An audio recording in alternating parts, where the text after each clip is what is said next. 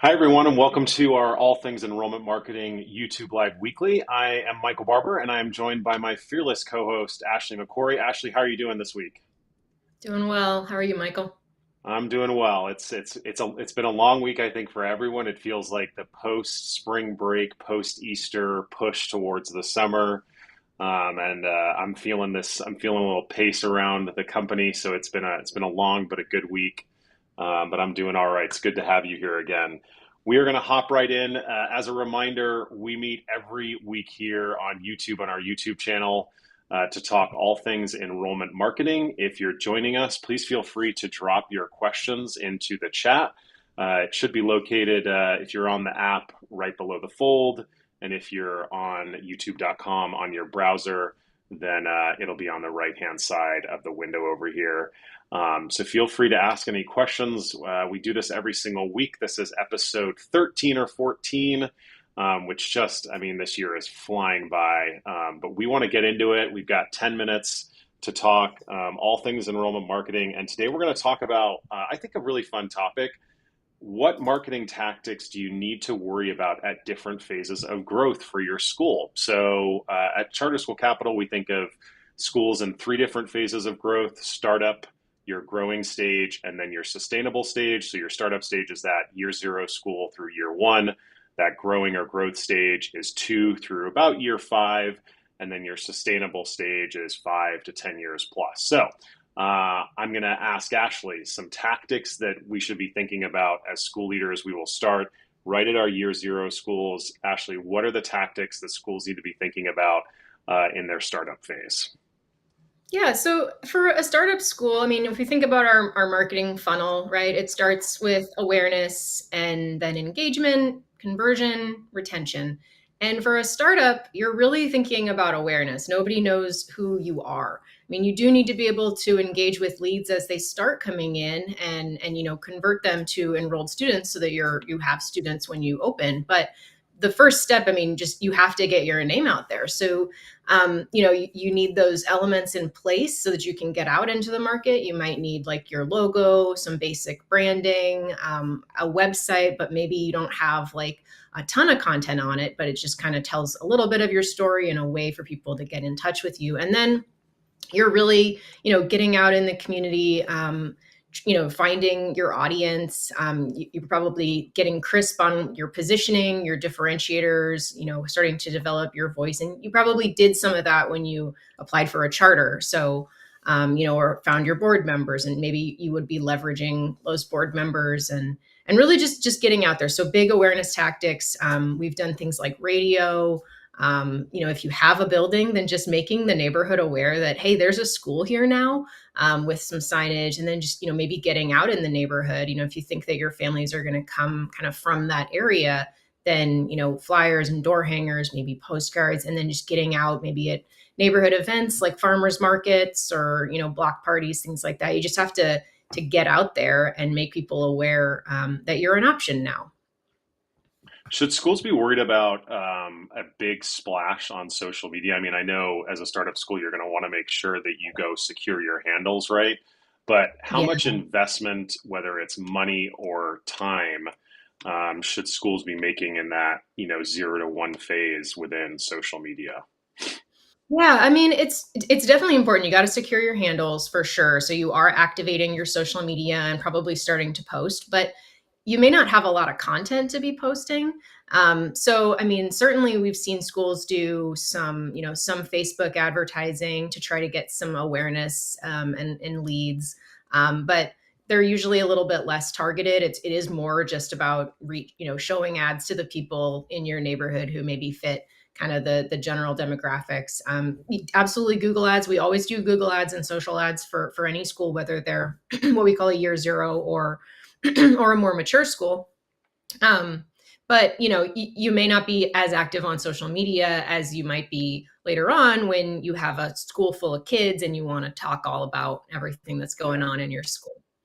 Yeah, and also probably good to think about if you've got, a board member or a parent that's thinking about joining your school, maybe helping allow them to activate on your social channels so it doesn't feel like such a burden on your school as you're thinking about all the other things of getting your mission and vision in place, creating the curriculum, hiring teachers, finding the facility, all the things you have to do in that startup mode. Yeah. Let's move on to that growth phase. So, year two to like year five, more sophisticated team, likely you're starting to grow your school, enrollment is increasing. Where should our investment dollars start to go from a marketing tactics perspective? Are we reinvesting in the website to make it more sophisticated? Are we potentially investing in new things? Where do we go as we're growing our school? Yeah, definitely. Certainly building out the website more, spending a little bit more time on SEO. Hopefully, when you built your website, you put in some kind of basic keywords. But now you've got some data, right? You've got people who are visiting your website. You have hopefully an audience on social media. You can learn a little bit about what people are engaging with online, as well as now you kind of have families in your school, and so you know how they heard about you. You know how new families are finding you, and you can use that data to grow your to try new things in marketing or keep doing what's working. So doing those kinds of things. And then it's really about people may already kind of know about you, so it's more about getting them to come meet you where you are. So it might be about doing a lot of in-person events and things like that at your school to get people in the building so that they can meet your staff, meet other families, leveraging your existing families for referrals, profiling your staff. And you can maybe do more sophisticated online advertising, like some remarketing.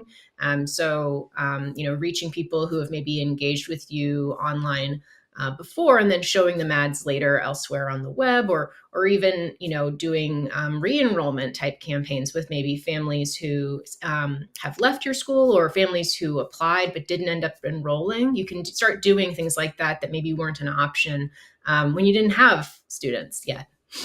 Yeah, I think there's so many good points there. I want to emphasize one you made, and that's continuing to invest in your website.